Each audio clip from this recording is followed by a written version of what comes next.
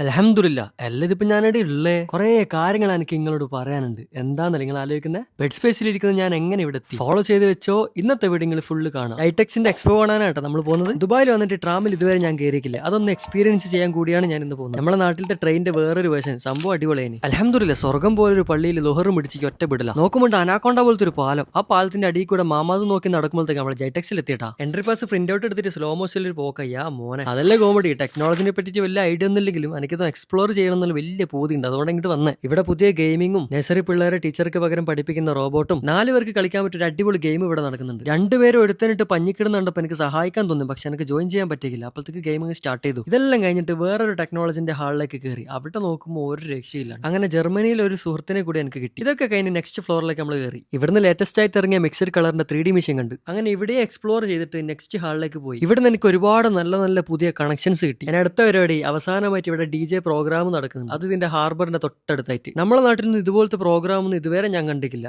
But ഞാനിപ്പോ UAE ആയതുകൊണ്ട് തന്നെ ഈ ഒരു പ്രോഗ്രാം ഞാൻ സത്യം പറഞ്ഞാൽ നല്ല രീതിയിൽ എക്സ്പ്ലോർ ചെയ്തു. എനിക്ക് കാര്യമായ ഒരു പരിപാടി ഇല്ല. ഫുഡ് അടിക്കുക, കണ്ണൂർ കോക്ടെയിലും അടിക്കുക. Okay bye.